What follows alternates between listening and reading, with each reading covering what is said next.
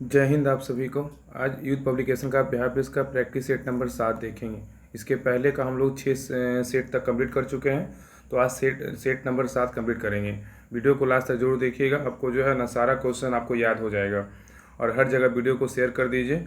और इसका PDF अगर आपको चाहिए तो इसका टेलीग्राम चैनल का लिंक डाल देंगे, आप ज्वाइन कर लीजिएगा। एक टेस्ट ग्रुप और एक PDF ग्रुप दोनों ज्वाइन कर लीजिएगा। सारा जो है ना फुल PDF डाला हुआ है टेलीग्राम चैनल पे, तो ज़रूर ज्वाइन कीजिएगा, आपको बहुत ही ज़्यादा फायदा मिलेगा। तो चलिए प्रैक्टिस सेट नंबर 7 स्टार्ट करते हैं। क्वेश्चन नंबर 1 आ रहा है, आप लोग जो है ना वीडियो को हर जगह शेयर कर दीजिए, क्योंकि बहुत मेहनत से जो है ना आप लोगों के लिए क्लास लाया जाता है, इसलिए आपका कर्तव्य बनता है कि हर जगह वीडियो को शेयर कीजिए और अच्छे से जो है ना ध्यानपूर्वक अच्छे से क्लास को देखिए, आपका सारा क्वेश्चन याद हो जाएगा। और जो है ना अगर सेट का, तो आपको पता है कि इसका प्रैक्टिस सेट जो है इसका PDF सारा हम टेलीग्राम चैनल पे डाल ही चुके हैं, तो आप लोग बनाते रहिए। बाकी वीडियो से जितना है ना आप रिवीजन करते रहिए। इसके पहले का भी हम लोग बहुत सारा प्रैक्टिस सेट करवा चुके हैं बिहार प्रेस का, जाके प्लेलिस्ट चेक कीजिए। आपको ज्ञान बिंदु का प्रैक्टिस सेट न्यू बैच में जो करवाया गया था बिहार प्रेस का, और बाकी प्लेटफॉर्म का, उस सब का जो है ना करवाया गया। प्लेटफॉर्म का 5 सेट आया, प्लेटफॉर्म का जो है सेट और कल या परसों तक जो है ना नेक्स्ट सेट आएगा, क्योंकि हम ना पटना में नहीं है, हम घर आ गए हैं, तो बुक जो है ना वहीं भूल गए थे, तो बुक नहीं ला पाए, तो इसलिए हम नहीं करवा पा रहे हैं। चलिए प्रैक्टिस सेट नंबर 7 का क्वेश्चन नंबर 1 कर रहा है कि किस निर्णय से संविधान की मूल संरचना का सिद्धांत निर्धारित किया है। कह रहा है कि किस निर्णय ने संविधान की मूल संरचना का सिद्धांत निर्धारित किया। ए का राइट आंसर होगा ऑप्शन नंबर डी। क्या हो? केशवानंद भारतीवाद। क्या हो? केशवानंद भारतीवाद। क्वेश्चन नंबर है ये 2 पे। क्वेश्चन नंबर 2 कह रहा है, क्वेश्चन नंबर 2 कह रहा है कि भारतीय संविधान का अनुच्छेद 21 इनमें से किस विकल्प से संबंधित है। कह रहा है कि भारतीय संविधान का अनुच्छेद 21 इनमें से किस विकल्प से संबंधित है। तो 2 का राइट आंसर होगा ऑप्शन नंबर ए, व्यक्तिगत स्वतंत्रता है। क्या है? व्यक्तिगत स्वतंत्रता, याद रखिएगा। तो कह रहा है कि भारतीय संविधान का अनुच्छेद 21 जो है इनमें से किस विकल्प से संबंधित है, तो व्यक्तिगत स्वतंत्रता है, याद रखिए, व्यक्तिगत स्वतंत्रता। क्वेश्चन नंबर 3 पे कह रहा है, क्वेश्चन नंबर 3 कि भारतीय संविधान में अनुच्छेद 35 का एक किस वर्ष जोड़ा गया था, बताइए। कह रहा है कि भारतीय संविधान में अनुच्छेद 35 का एक किस वर्ष जोड़ा गया था। तो 3 का राइट आंसर होगा ऑप्शन नंबर बी। क्या 1954 में जोड़ा गया था। कब जोड़ा गया था? 1954 में जोड़ा गया था, याद रखिएगा। क्वेश्चन नंबर 4 पे यही कह रहा है कि राष्ट्रपति का अध्यादेश कितने दिनों तक प्रभावशाली रहता है। राष्ट्रपति का अध्यादेश कितने दिनों तक प्रभावशाली रहता है। तो 4 का राइट आंसर होगा ऑप्शन नंबर डी, 6 महीने और 6 सप्ताह तक रहता है। तो राष्ट्रपति का अध्यादेश जो है कितने दिनों तक प्रभावशाली रहता है, तो 6 महीने और 6 सप्ताह। नेक्स्ट है, कह रहा है कि लोकसभा के प्रथम आम चुनाव कि जो है ना कब आयोजित किए गए थे। कह रहा है कि लोकसभा के प्रथम आम चुनाव जो है ना कब से कब तक आयोजित किए गए थे। तो 5 का राइट आंसर होगा ऑप्शन नंबर ए, 1951 से 1952 तक किए गए थे। तो लोकसभा के प्रथम जो आम चुनाव था ना 1951 से 1952 में आयोजित किया गया था। क्वेश्चन नंबर 6 पे आई, कह रहा है क्वेश्चन नंबर 6 कि निम्नलिखित में से किस केंद्रशासित प्रदेश में विधानसभा है, बताइए। कह रहा है कि किस केंद्रशासित प्रदेश में जो है ना विधानसभा है। तो 6 का राइट आंसर होगा ऑप्शन नंबर बी। क्या है? सिर्फ दिल्ली में ही है, दिल्ली में स्थित है, याद रखिएगा। नेक्स्ट क्वेश्चन नंबर आइए 7 पे। क्वेश्चन नंबर 7 कह रहा है कि राष्ट्रीय विकास परिषद NDC का अध्यक्ष कौन होता है, बताइए। कह रहा है कि राष्ट्रीय विकास परिषद का अध्यक्ष कौन होता है। तो याद रखिए 7 का राइट आंसर होगा option number B.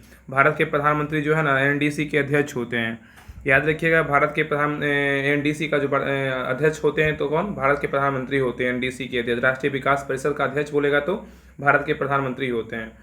Question number 8 पे, क्वेश्चन नंबर 8 कह रहा है कि भारतीय संविधान के निम्न में से किस संशोधन द्वारा दिल्ली को राष्ट्रीय राजधानी क्षेत्र NCT नेशनल कैपिटल ट्रीटी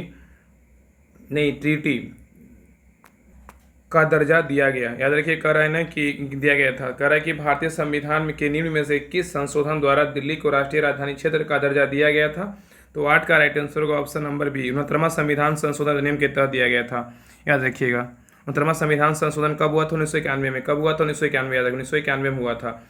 याद रखिएगा ना कि भारत के संविधान के अनुच्छेद 239 के ए में संसद जो है ना भारत के संविधान के अनुच्छेद 239 के ए में संसद द्वारा 69वां संविधान संशोधन 1991 के तहत दिल्ली को राष्ट्रीय राजधानी क्षेत्र का जो है ना NCT का दर्जा दिया गया था, याद रखिएगा।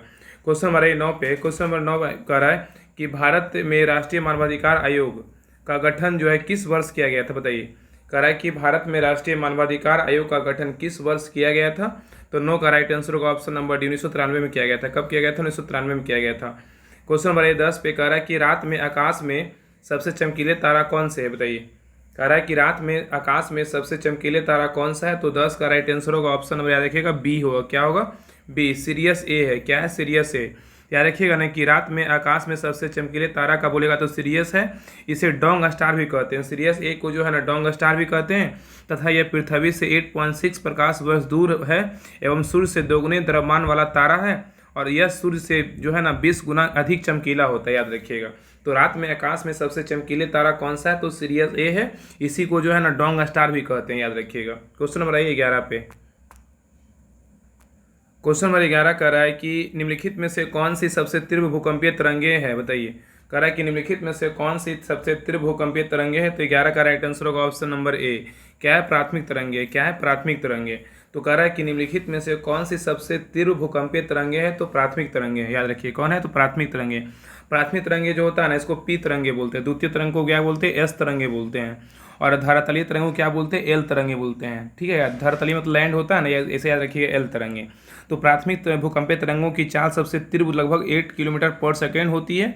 ये तरंगे ध्वनि की भांति अनुदैर्ध्य तरंगे होती है। उच्च घनत्व वाली चट्टानों में इनकी गति बोलेगा तो 8 से 14 किलोमीटर पर सेकेंड होती है और ये जो है ना ठोस, द्रव तथा गैसीय पदार्थों में यात्रा कर सकती है।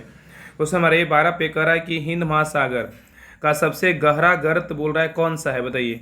कह रहा है कि हिंद महासागर का सबसे गहरा गर्त कौन सा है, तो 12 का राइट आंसर होगा ऑप्शन नंबर सी, जावा गर्त है। कौन सा है, तो जावा गर्त। याद रखिएगा।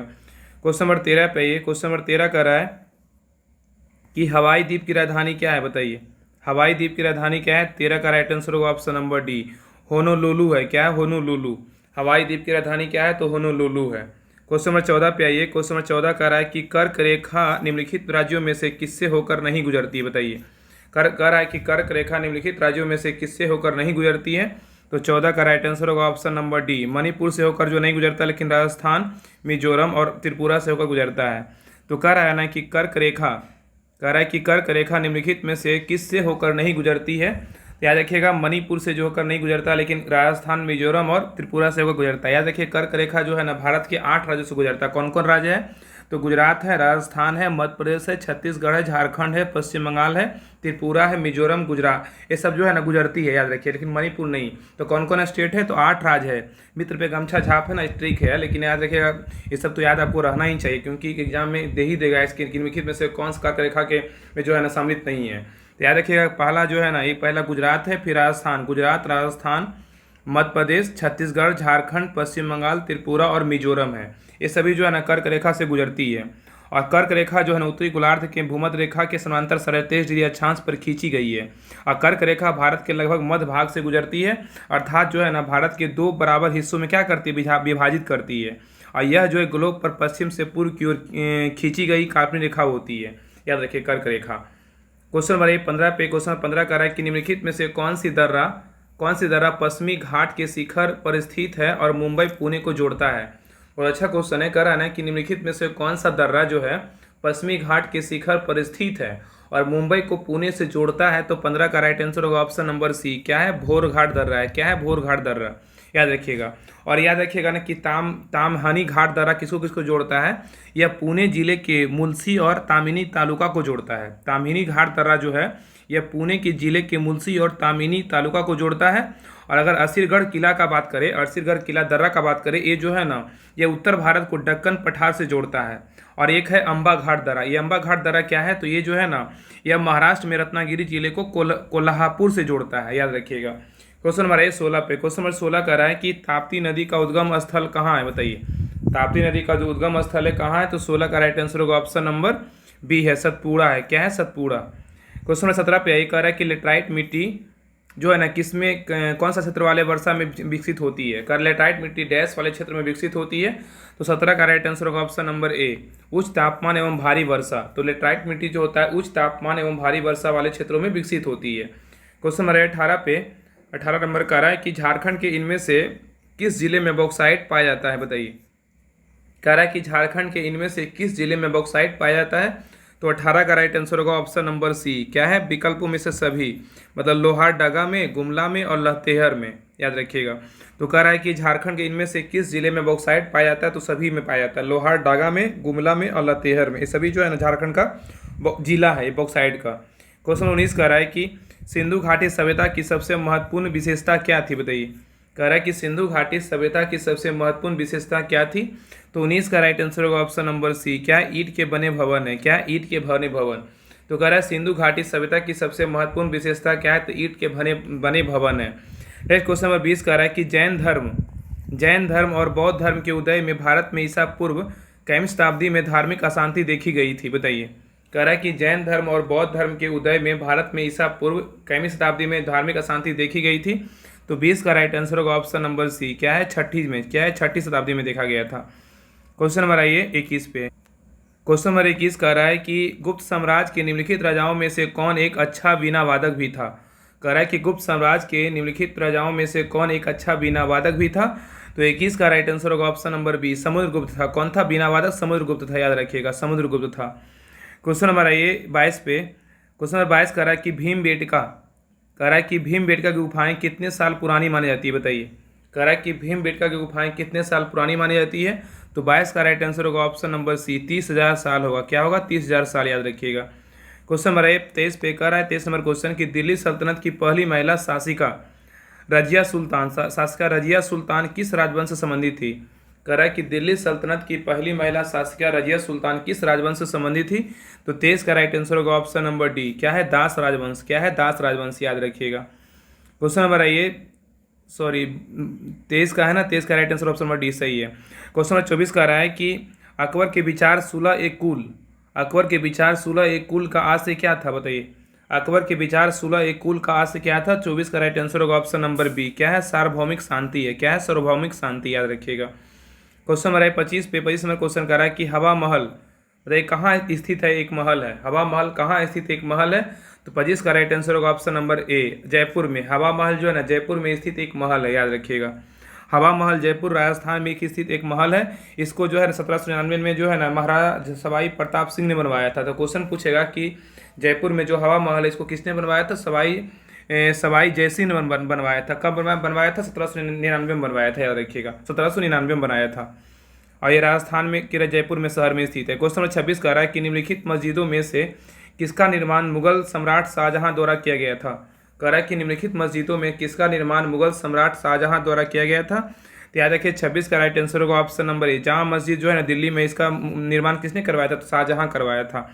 तो जामा मस्जिद दिल्ली में इसका निर्माण किसने करवाया था। शाहजहां करवाया था। अगर यहाँ पे बादशाही मस्जिद का बात करिए लाहौर में, जो है इसका निर्माण जो है ना औरंगजेब करवाया था। कौन करवाया था? याद रखिएगा, औरंगजेब करवाया था। औरंगजेब करवाया था, औरंगजेब करवाया था, याद रखिएगा। तो कह रहा है कि बादशाही मस्जिद लाहौर में जो है इसका निर्माण औरंगजेब करवाया था। और काबुली बाग मस्जिद हरियाणा में जो है इसका निर्माण जो है कौन करवाया था। ये बाबर करवाया था। कौन करवाया था? इसका निर्माण बाबर करवाया था, याद रखिए। इसका निर्माण बाबर करवाया था। और एक है किला एक कोहना मस्जिद जो दिल्ली में है, इसका निर्माण कौन करवाया? शेरशाह सूरी करवाया था। कौन करवाया था? शेरशाह सूरी करवाया था, याद रखिएगा। शेरशाह सूरी करवाया था। तो याद रखिएगा ना कि जामा मस्जिद दिल्ली में इसका निर्माण शाहजहां करवाया है। और बादशाही मस्जिद जो लाहौर में इसका निर्माण औरंगजेब करवाया है। और काबुली बाग मस्जिद जो इसका हरियाणा में इसका निर्माण बाबर करवाया है। और किला एक कोहना मस्जिद जो दिल्ली में इसका निर्माण शेरशाह सूरी करवाया है, याद रखिएगा।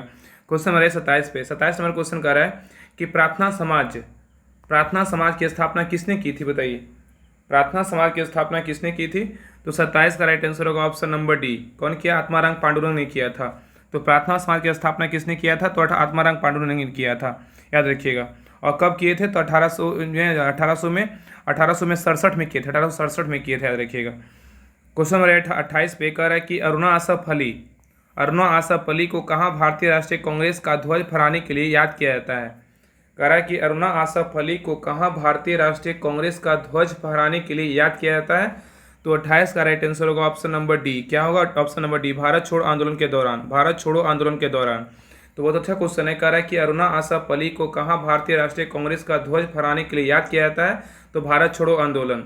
नेक्स्ट है कि भारत छोड़ो आंदोलन इनमें से किस वर्ष शुरू हुआ था, बताइए। भारत छोड़ो आंदोलन इनमें से किस वर्ष शुरू हुआ था। तो 29 का right answer option number C, 1942 में। क्या है? 1942 में। क्वेश्चन नंबर 30 पे कह रहा है कि ऐसे जियो जैसे कि यह आपका आखिरी दिन है। ऐसे जियो जैसे कि यह आपका आखिरी दिन है, ऐसे सीखो कि आप हमेशा जीवित रहेंगे। यह शब्द किसके द्वारा कहे गए थे, बताइए। बहुत अच्छा क्वेश्चन है। कथन कर रहा है कि ऐसे जियो कहे जैसे कि यह आपका आखिरी दिन है, ऐसे सीखो जैसे कि आप हमेशा जीवित रहेंगे। यह शब्द किसके द्वारा कहे गए थे। तो 30 का राइट आंसर होगा option number A, Mahatma Gandhi के द्वारा कहा गया था, याद रखिएगा। नेक्स्ट है क्वेश्चन नंबर 31 पे। क्वेश्चन नंबर 31 कह रहा है कि निम्नलिखित में से कौन सिडबी का सही पूर्ण रूप है, बताइए। सिडबी का जो है ना पूर्ण रूप क्या है, तो याद रखिएगा सिडबी का जो है पूर्ण रूप है ना 31 का राइट आंसर होगा ऑप्शन नंबर सी, क्या है, small industry development bank of India. SIDBI का फुल फॉर्म क्या है, तो small industry development bank of India. अगर यहाँ पे सिडबी का बात करें, सिडबी का स्थापना कब हुआ था, 2 अप्रैल 1990 को स्थापना हुआ था सिडबी का। सिडबी का स्थापना कब हुआ था, 2 अप्रैल 1990 को स्थापना हुआ था। और सिडबी का फुल फॉर्म क्या होता है, small industry development bank of India होता है इसका फुल फॉर्म, याद रखिएगा। क्वेश्चन नंबर 32 पे, 32 नंबर क्वेश्चन कर रहा है कि वह केंद्रीय बैंक कौन सा है जो क्षेत्रीय ग्रामीण बैंकों का नियंत्रण और नियमन करता है, बताइए। कह रहा है कि वह केंद्रीय बैंक कौन सा है जो क्षेत्रीय ग्रामीण बैंकों का नियंत्रण और नियमन करता है, तो 32 का राइट आंसर होगा ऑप्शन नंबर सी, नाबार्ड करता है। कौन करता है, नाबार्ड। और नाबार्ड का जो स्थापना हुआ था ना 12 जुलाई 1982 को इसका स्थापना हुआ था। इसका अगर मुख्यालय बोलेगा तो महाराष्ट्र के मुंबई में स्थित है। और ये जो है ना शिवरन समिति पे स्थापना हुआ था नाबार्ड का।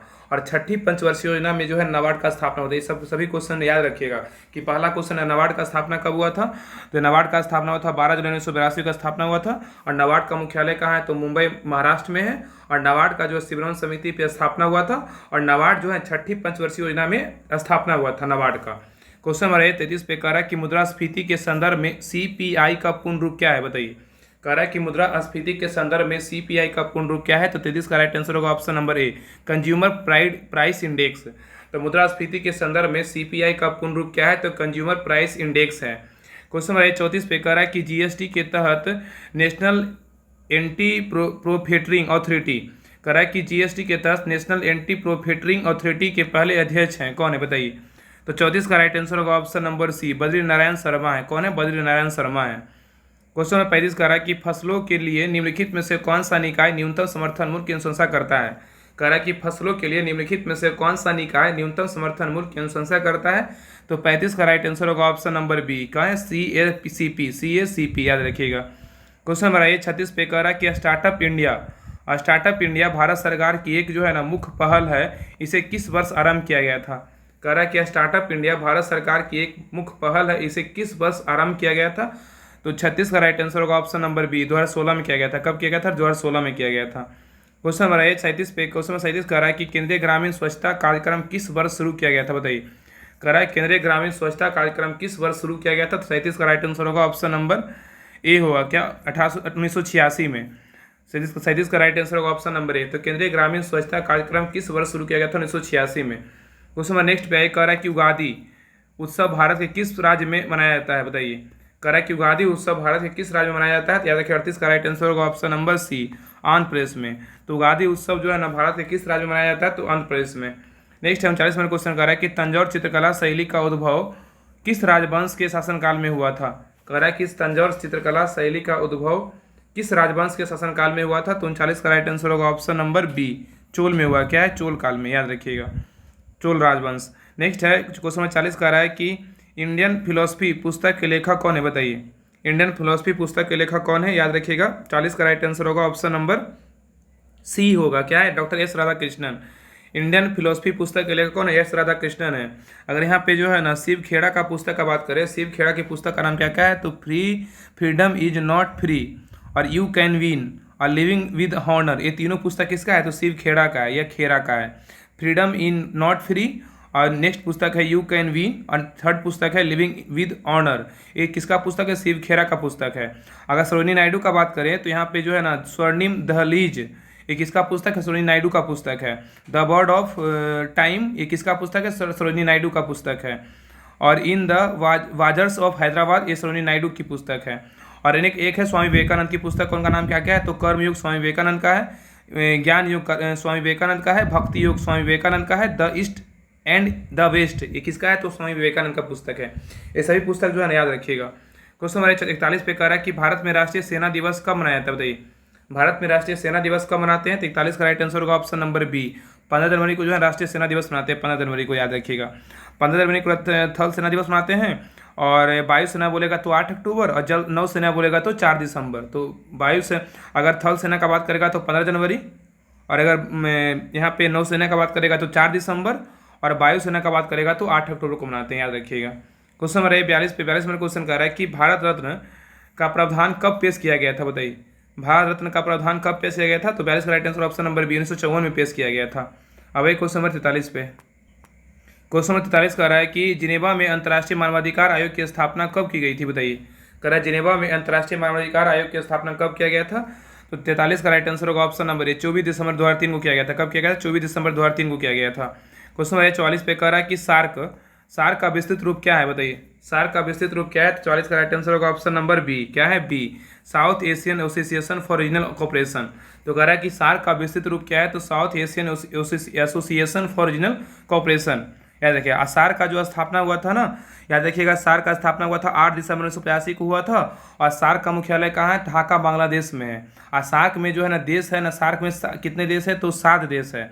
एक बांग्लादेश, भूटान, भारत, मालदीव, नेपाल, पाकिस्तान, श्रीलंका। तो कितना हुआ? बांग्लादेश 1, भूटान 2, भारत 3, मालदीव 4, नेपाल 5, पाकिस्तान 6, श्रीलंका 7। टोटल जो है ना सार्क में 7 देश है। कौन कौन है? तो बांग्लादेश है, भूटान है, भारत है, मालदीव है, नेपाल है, पाकिस्तान है और श्रीलंका है। ये सभी जो है ना ये सार्क का सदस्य है। सार्क का स्थापना कब हुआ था? तो 8 दिसंबर 1985 को हुआ था। इसका मुख्यालय कहाँ है? तो ढाका, बांग्लादेश में है। अगर यहाँ पे इसका फुल फॉर्म बोलेगा सार्क का, तो south Asian Association for Regional cooperation होता है, याद रखिएगा। और नेक्स्ट है, आइए नेक्स्ट क्वेश्चन पे। और याद रखिएगा ना, इसमें अगर यहाँ पे क्या है, और तो सब तो हो ही गया। और ढाका तो पता ही, इसका मुख्यालय ढाका में, याद कर ही लिए, पहले बता दिए। क्वेश्चन नंबर 45 पे कर रहा है, 45 में क्वेश्चन कर रहा है कि चंद्रमा के लिए भारत के दूसरे मिशन को किस नाम से जाना जाता है, बताइए। कह रहा है कि चंद्रमा के लिए भारत के दूसरे मिशन को किस नाम से जानते हैं? तो 45 का राइट आंसर होगा ऑप्शन नंबर डी, चंद्रयान 2 के नाम से जानते हैं। चंद्रयान 2 के नाम से जानते हैं। क्वेश्चन नंबर 46 पे कह रहा है कि पोखरण परमाणु परीक्षण 2 का कोड नाम क्या था? पोखरण परमाणु परीक्षण 2 का कोड नाम क्या था? तो 46 का राइट आंसर होगा ऑप्शन नंबर सी, ऑपरेशन शक्ति था। क्या था? ऑपरेशन शक्ति, याद रखिएगा। तो वर्ष जो है ना 1998 में राजस्थान के पोखरण में परमाणु परीक्षण किया गया था, याद रखिएगा। वर्ष 1998 में जो है ना राजस्थान के पोखरण में परमाणु परीक्षण किया गया था। और पोखरण परमाणु परीक्षण 2 का जो कोड नाम था ऑपरेशन शक्ति था। 11 मई 1998 को किए गए परमाणु परीक्षण के उपलक्ष्य में 11 मई को राष्ट्रीय प्रौद्योगिकी दिवस के रूप में घोषित किया गया था। और पोखरण एक का जो है कोड नाम क्या था? स्माइलिंग बुद्धा था। अगर एक का नाम बोलेगा तो स्माइलिंग बुद्धा, दूसरा नाम बोलेगा तो ऑपरेशन शक्ति था, याद रखिएगा। क्वेश्चन नंबर 47 पे कह रहा है कि किस शहर में भारत का पहला डाकघर एटीएम खोला गया है? किस शहर में भारत का पहला डाकघर एटीएम खोला गया है? तो 47 का राइट आंसर होगा ऑप्शन नंबर ए, चेन्नई में खोला गया। कहाँ खोला गया? चेन्नई में। नेक्स्ट 48 में क्वेश्चन पे आइए, कह रहा है 1 टेराबाइट कितने मेगाबाइट के बराबर होता है? 1 टेराबाइट जो है ना कितने मेगाबाइट के बराबर होता है? तो 48 का राइट आंसर होगा ऑप्शन नंबर डी, 1024 गुना 1024। याद रखिए, 1024 गुना 1024 मेगाबाइट के बराबर होता है। तो एक निबल बराबर 4 बिट होता है। तो कुछ इंपॉर्टेंट याद रखिए फैक्ट। एक निबल बराबर 4 बिट होता है, एक बाइट बराबर 8 बिट होता है, एक किलो बाइट बराबर बोलेगा 1024 बाइट होता है, एक मेगाबाइट बराबर बोलेगा तो 1024 किलो बाइट होता है, और एक गीगाबाइट बराबर बोलेगा 1024 मेगाबाइट होता है। और अगर यहाँ 1 टेराबाइट बराबर बोलेगा कितना गीगाबाइट होता है? तो 1024 गुना 1024 गीगाबाइट होता है, याद रखिएगा। क्वेश्चन नंबर 49 पे, क्वेश्चन 49 कह रहा है कि निम्नलिखित में से कौन सी एक मार्कअप भाषा है, बताइए। कह रहा है कि निम्नलिखित में से जो है ना कौन एक मार्कअप भाषा है? तो 49 का राइट आंसर होगा ऑप्शन नंबर HTML है। क्या? HTML, याद रखिएगा। नेक्स्ट है क्वेश्चन नंबर 50 कह रहा है कि माइक्रोसॉफ्ट वर्ड में एंड की का उपयोग करने से प्रोसेसर कर्सर में किसके अंत में ले जाया जाता है? कह रहा है माइक्रोसॉफ्ट, इसमें जो है ना हर सेट में ना 1-2 क्वेश्चन कंप्यूटर का दिया हो रहता ही है। और अच्छा तरीके से जो है ना इसमें जो है ना प्रैक्टिस सेट किया गया क्वेश्चन। हर सेट में जो है ना अच्छे तरीके से क्वेश्चन सेट किया गया है। अच्छे से जो है ना इस सेट को कंप्लीट कीजिए, बहुत ज़्यादा हेल्पफुल मिलेगा एग्जाम में। कह रहा है कि माइक्रोसॉफ्ट वर्ड में एंड की उपयोग करने के प्रोसेसर कर्सर को डैश के अंत में ले जाया जाता है। तो 50 का राइट आंसर होगा ऑप्शन नंबर डी, लाइन को। क्या है? लाइन। नेक्स्ट है, कह रहा है कि पदार्थ की मात्रा, कह रहा है कि पदार्थ की मात्रा की आधार एसआई इकाई किसके द्वारा दर्शाई जाती है? कह रहा है कि पदार्थ की मात्रा की आधार एसआई इकाई किसके द्वारा दर्शाई जाती है? तो 51 का राइट आंसर होगा ऑप्शन नंबर डी, मोल। क्या होगा? मोल। नेक्स्ट क्वेश्चन नंबर आइए 52 पे, कह रहा है कि निम्नलिखित में से किस उपकरण का उपयोग दूध के सापेक्ष घनत्व को मापकर दूध की शुद्धता की जांच करने के लिए किया जाता है? तो 52 का राइट आंसर होगा ऑप्शन नंबर ए, लैक्टोमीटर। क्या होगा? लैक्टोमीटर। तो कह रहा है कि किस उपकरण का उपयोग जो है ना दूध के सापेक्ष घनत्व को मापकर दूध की शुद्धता की जांच करने के लिए किया जाता है? तो लैक्टोमीटर। नेक्स्ट है, कह रहा है 53 नंबर क्वेश्चन की निम्नलिखित में से कौन सा गुरुत्वीय स्थिति ऊर्जा का उदाहरण है? कह रहा है कि निम्नलिखित में से कौन गुरुत्वीय स्थिति ऊर्जा का उदाहरण है, तो 53 का राइट आंसर होगा ऑप्शन नंबर क्या होगा, डी होगा, बांध के पीछे स्थित में पानी। याद रखिएगा। क्वेश्चन नंबर 54 पे कह रहा है कि लाल, नीला और हरे रंग का प्रकाश को समान मात्रा में मिलाने पर किस रंग का प्रकाश बनता है। क्वेश्चन बहुत अच्छा है। कह रहा है कि लाल, नीला और हरे रंग के प्रकाश के समान मात्रा में मिलने पर किस रंग का प्रकाश बनता है, तो 54 का राइट आंसर होगा ऑप्शन नंबर सी, सफेद बनेगा। क्या बनेगा, सफेद। अब भाई क्वेश्चन नंबर 55 पे, क्वेश्चन नंबर 55 कह रहा है, 55 नंबर क्वेश्चन कि निम्न में से कौन सा तत्व एक उपधातु है, बताइए। कह रहा है कि निम्न में से कौन सा एक तत्व जो है ना, कौन सा तत्व एक उपधातु है, तो 55 का राइट आंसर होगा ऑप्शन नंबर डी, सिलिकॉन जो है ना क्या है, उपधातु है। सिलिकॉन क्या है, उपधातु है, याद रखिएगा। और ये याद रखिए क्या है, सिलिकॉन उपधातु है। निम्न में से कौन सा तत्व एक उपधातु है, तो सिलिकॉन क्या है, उपधातु है, याद रखिए, सिलिकॉन क्या है, उपधातु है। क्वेश्चन नंबर 56 पे कह रहा है कि नाभिकीय ऊर्जा के उत्पादन के लिए महत्वपूर्ण खनिजों में से एक है क्या। कह रहा है कि नाभिकीय ऊर्जा के उत्पादन के लिए महत्वपूर्ण खनिजों में से एक है, तो 56 का राइट आंसर होगा ऑप्शन नंबर डी, क्या है, यूरेनियम। क्या है, यूरेनियम। नाभिकीय ऊर्जा के उत्पादन के लिए महत्वपूर्ण खनिजों में से एक है यूरेनियम। क्वेश्चन नंबर 57 पे कह रहा है कि फिटकिरी मतलब एलम बनाने के लिए बॉक्साइट को किसमें घोला जाता है। कह रहा है कि फिटकिरी बनाने के लिए बॉक्साइट को किसमें घोला जाता है, तो 57 का राइट आंसर होगा ऑप्शन नंबर डी, सल्फ्यूरिक अम्ल में घोलते हैं। तो फिटकिरी बनाने के लिए बॉक्साइट को जो है ना सल्फ्यूरिक अम्ल में क्या करते हैं, घोला जाता है। क्वेश्चन नंबर 58 पे, 58 नंबर क्वेश्चन कह रहा है, 58 नंबर कह रहा है कि फास्फोरस का पानी में रखा जाता है क्योंकि, क्या कारण है। फास्फोरस को पानी में रखा जाता है क्योंकि 58 का राइट आंसर होगा ऑप्शन नंबर बी, क्योंकि उसका ज्वलन तापमान बहुत कम होता है। फास्फोरस को पानी में रखा जाता है क्योंकि उसका ज्वलन तापमान क्या होता है, बहुत कम होता है। क्वेश्चन नंबर 59 पे कह रहा है कि घरों में खाना पकाने के लिए उपयोग की जाने वाली तरल पेट्रोलियम गैस एलपीजी निम्न में से किसका मिश्रण है, बताइए। तो 59 का राइट आंसर होगा ऑप्शन नंबर डी, प्रोपेन और ब्यूटेन का है। क्या है, प्रोपेन और ब्यूटेन का है। तो याद रखिएगा तरल पेट्रोलियम जो गैस है ना एलपीजी, इसका याद रखिए फुल फॉर्म क्या होता है, लिक्विफाइड होता है ना कि लिक्विड होता है। यहाँ पे ना ध्यान दीजिएगा, बहुत सारे लोग गलती कर देते हैं कि एलपीजी का फुल फॉर्म क्या, लिक्विड पेट्रोलियम गैस होता है। नहीं, लिक्विफाइड पेट्रोलियम गैस होता है। यह जो है ना ज्वलनशील हाइड्रोकार्बन गैस है, इसमें प्रोपेन और ब्यूटेन का मिश्रण होता है। इसका प्रयोग मुख्यतः घरों में खाना पकाने के लिए किया जाता है। याद रखिए। क्वेश्चन नंबर 60 का रहा है कि पौधे में लचीलापन के लिए कौन सा ऊतक जिम्मेदार है, बताइए। कह रहा है कि पौधे में लचीलापन के लिए कौन सा ऊतक जिम्मेदार है, तो 60 का राइट आंसर होगा ऑप्शन नंबर डी, क्या है, क्लोरेनकाइमा है। क्या है, क्लोरेनकाइमा। क्वेश्चन नंबर 61 पे आई, कह रहा है कि उत्परिवर्तन का सिद्धांत किसके द्वारा प्रस्तावित किया गया था। कह रहा है उत्परिवर्तन का सिद्धांत किसके द्वारा प्रस्तावित किया गया था, 61 का राइट आंसर होगा option number C, Hugo de Vries के द्वारा किया गया था। किसके द्वारा, हुगो डिब्रिज के द्वारा। क्वेश्चन नंबर 62 पे कह रहा है कि निम्नलिखित ग्रंथियों में से एंजाइम टाइलिन का स्रोत क्या है, बताइए। कह रहा है कि निम्नलिखित ग्रंथियों में से एंजाइम टाइलिन का स्रोत क्या है, तो 62 का राइट आंसर होगा ऑप्शन नंबर डी, लार ग्रंथियां है। क्या है, लार ग्रंथियां। क्वेश्चन नंबर 63 पे कह रहा है कि ऊंची पर्वत चोटियों पर थकान क्यों महसूस होती है। कह रहा है कि ऊंची पर्वत चोटियों पर थकान क्यों महसूस होती है, तो 63 का राइट आंसर होगा ऑप्शन नंबर डी, शरीर के बाहर निम्न दाब के कारण। तो कह रहा है ना, क्वेश्चन बहुत अच्छा है। कह रहा है कि ऊंची पर्वत चोटियों पर थकान क्यों महसूस होता है, क्या कारण है, तो शरीर के बाहर निम्न दाब के कारण जो होता है ना, ऊंची पर्वत चोटियों पर थकान महसूस होता है। याद रखिए, शरीर के बाहर निम्न दाब के कारण। क्वेश्चन नंबर 64 पे कह रहा है UNFCCC का पूर्ण रूप क्या है। UNFCCC का पूर्ण रूप क्या है, तो 64 का राइट आंसर होगा option number C, United Nation Framework Convention of Climate Change. UNFCCC का पूर्ण रूप क्या है, तो United Nations Framework Convention of Climate Change होता है। United Nation Framework Convention of Climate Change इसका फुल फॉर्म है। याद रखिएगा, इसका जो है ना सन 1992 में जो है पर्यावरण और विकास संयुक्त राष्ट्र सम्मेलन का आयोजन ब्राजील की राजधानी रियो डी जेनेरियो में किया गया था। यह शिखर सम्मेलन रियो शिखर जो है ना सम्मेलन का यह पृथ्वी सम्मेलन के रूप में जाना गया है। इसी सम्मेलन में पर्यावरण की रक्षा के लिए जो एक व्यापारिक संधि सहमति बनी, जिसे UNFCCC जो है ना के नाम से जानते हैं, कहा जाता है। क्वेश्चन नंबर 65 पे, क्वेश्चन नंबर 65 कह रहा है कि अप्रैल 2023 में सूडान में जारी हिंसा को देखते हुए भारत में सूडान अपने नागरिकों को सुरक्षित निकालने के लिए किस ऑपरेशन का शुरू किया है। सूडान के लिए जो है ना, या देखिए करेंट का क्वेश्चन है, 65 का राइट आंसर होगा ऑप्शन नंबर ए, सबको पता ऑपरेशन कावेरी। अगर आप करेंट से जो है ना आप चाहते हैं करेंट का जो है हमको सब क्वेश्चन जो है मेरा करेंट मजबूत हो, तो करेंट अफेयर्स का ग्रुप है जो गौरव सर पढ़ाते हैं ना डेली, उसका 10 क्वेश्चन डेली जाता है। बाकी आप कहीं से क्लास कीजिए, गौरव सर क्लास करते होंगे तो कहीं और से क्लास कीजिए। बाकी अगर क्यूज के रूप में लगाना है आपको क्वेश्चन करेंट का, तो एक ग्रुप है current affairs bye Kumar Gaurav sir, इस नाम से एक करेंट अफेयर्स का ग्रुप है। इसका डिस्क्रिप्शन में लिंक डाल देंगे, आप ज्वाइन कर लीजिएगा। बहुत आपको जो है हेल्पफुल मिलेगा, क्योंकि उसमें जो है ना आपको 2023 से ही आपको क्वेश्चन देखने को मिलेगा। उसमें डेली 10 क्वेश्चन डाला जाता है आप उसे जो है जब भी मन करे आप निकालिए उस ग्रुप को और आप पूरा एक बार पढ़ लीजिए, 10 दिन का 15 दिन का, जब मन करे जब। इससे क्या होगा ना, आपका रिवीजन होता रहेगा तो आपका क्वेश्चन याद करने की जो है ना कैपेसिटी बढ़ जाएगा और ज़्यादा दिन तक याद रहेगा। क्योंकि आपको पता है ना कि एग्जाम करेंट का क्वेश्चन हर एग्जाम में आपको 10 4 4 3 4, अब बिहार दरोगा में तो पता है कि आपको 10-15 करेंट रहेगा, बीपीएससी में 10-15 करेंट रहता है, 20-25, तो हर एक एग्जाम में आपको करंट देखने को मिलेगा। इसलिए करंट ग्रुप जो है ज्वाइन कर लीजिएगा, आप लोग जरूर ज्वाइन कर लीजिएगा, आपको बहुत फायदा मिलेगा। क्वेश्चन नंबर 66 कह रहा है कि अप्रैल 2023 में गज उत्सव 2023 का उद्घाटन कहाँ पर किया गया है, बताइए।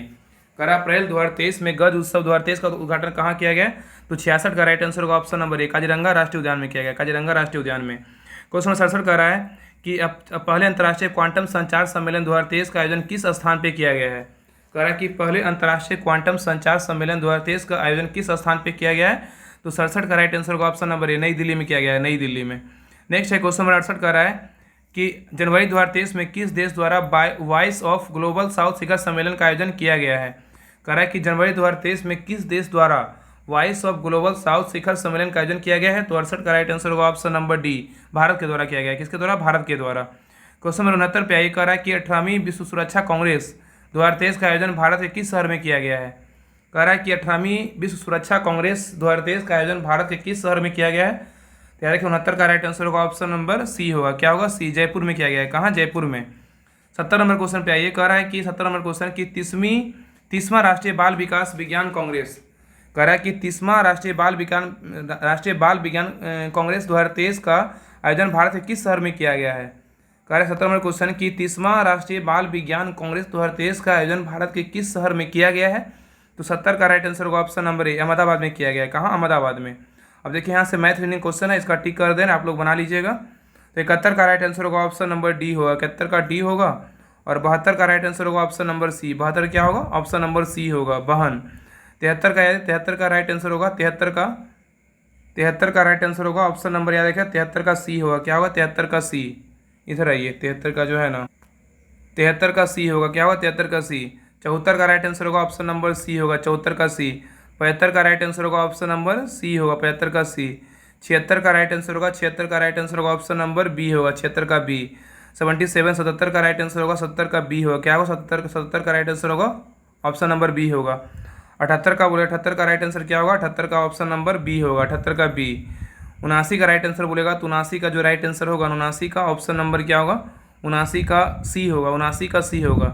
इसमें मैथ रीडिंग का जो क्वेश्चन है ना बहुत हाई लेवल का है, मैथ रीडिंग हो गया, इसमें इंग्लिश हो गया, हिंदी हो गया, सब टॉप लेवल का क्वेश्चन दिया हुआ। आपको जीके जीएस भले थोड़ा सा इजी लगता हो, लेकिन तीनों जो सेगमेंट है ना, मैथ रीडिंग और हिंदी और इंग्लिश, ये सभी टॉप लेवल का दिया हुआ है। 80 का राइट आंसर होगा ऑप्शन नंबर बी होगा, 80 का होगा बी, याद रखिएगा। आइए सब लोग जो है ना मैथ रीडिंग क्वेश्चन बना लीजिएगा।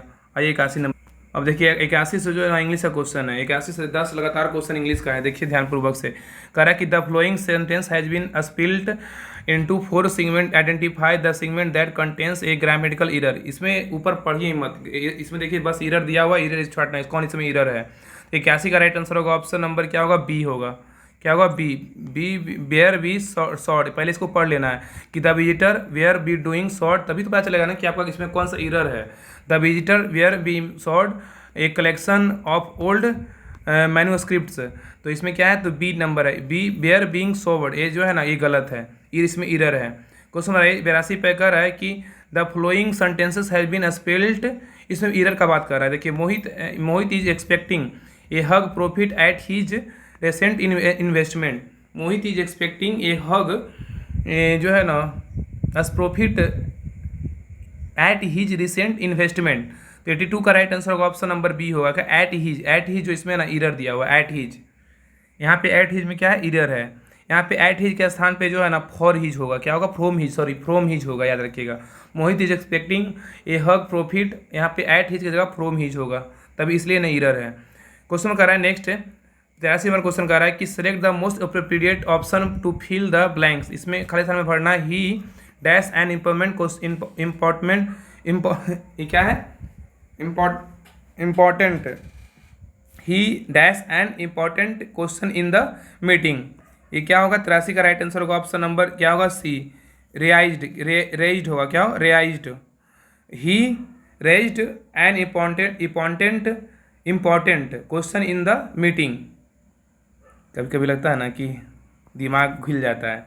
क्वेश्चन 84 कह रहा है कि the flowing sentences has been divided into parts, one of them may contains an error, select the बोल रहा है part of the contains the error from the given option, if you don't find error marks no error as your answer.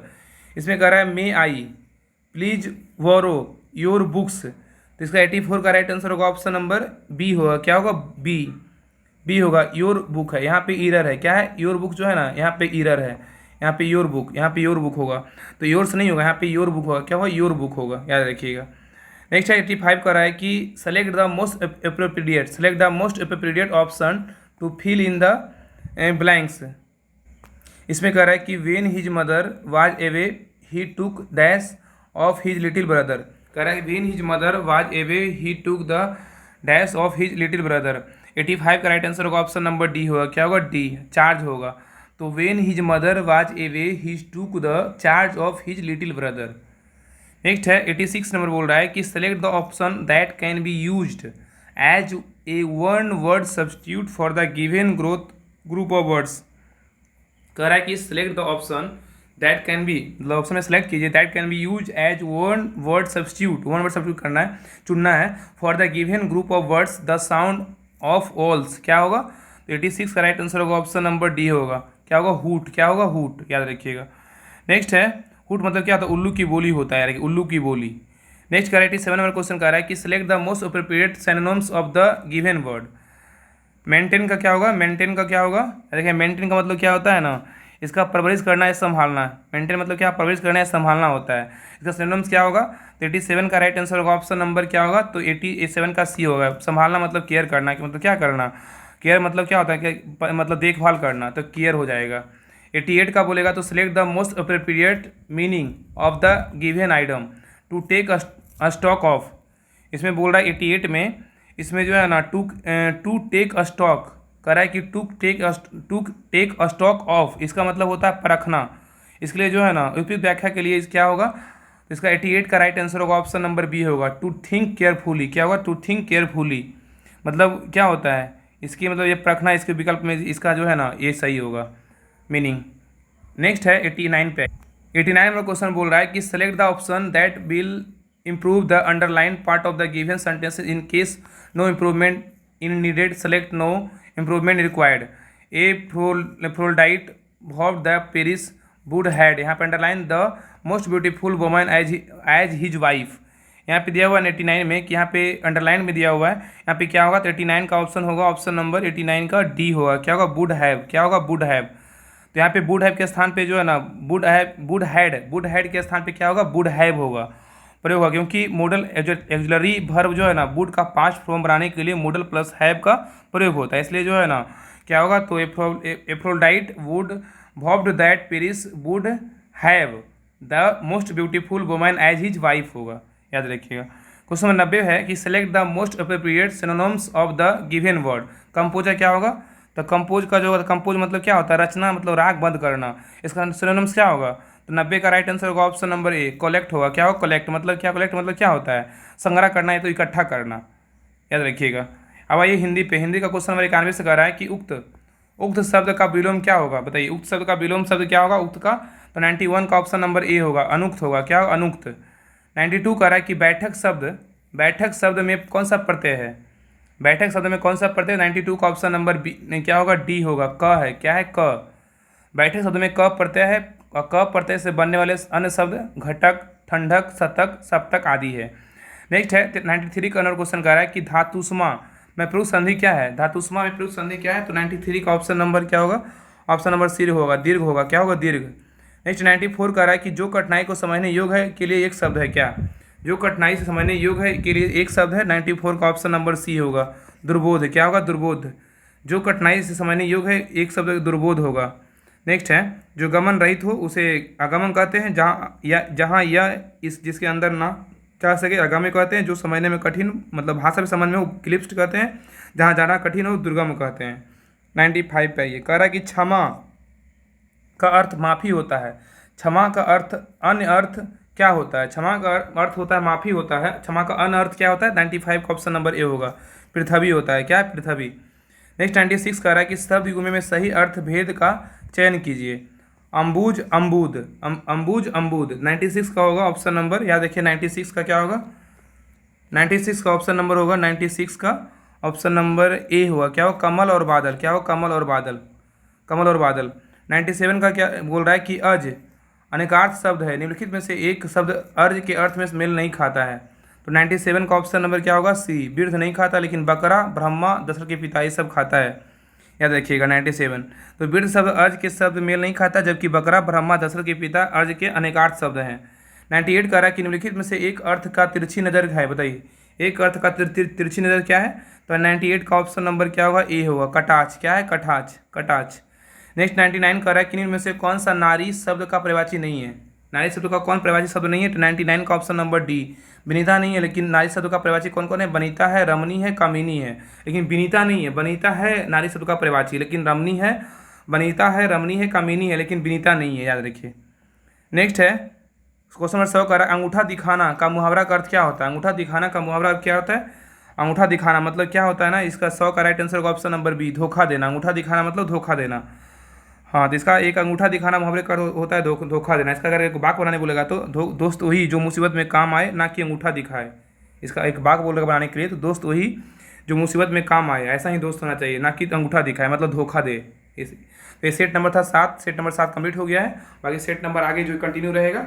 बाकी आप लोग जो video को हर जगह share कीजिए, लाइक कीजिए। आप लोग के लिए जो है ना बहुत मेहनत से आप लोग के लिए क्लास लाया जाता है। जितने भी क्लास इस चैनल पे होता है ना, आप सारे क्लास को देखा कीजिए, आपको बहुत ज़्यादा फायदा होगा। और शाम में 3 बजे टेस्ट बिहार पुलिस का दिया कीजिए, और शाम में रुटेरिया जो टेस्ट होता है शाम में 7 बजे उसका भी टेस्ट दिया कीजिए, क्योंकि टेस्ट देने से क्या होगा ना, आपका कन्फ्यूजन दूर होगा। इसलिए टेस्ट सभी लोग दिया कीजिए। और तीनों का टेस्ट ग्रुप, PDF ग्रुप और करंट अफेयर्स ग्रुप, तीनों का लिंक डिस्क्रिप्शन में डाल देंगे। आप लिंक पे क्लिक करके ज्वाइन कर लीजिएगा। तो आज के लिए यहीं तक रहने देते हैं आप लोग के लिए। तब तक के लिए आप लोग को जय हिंद।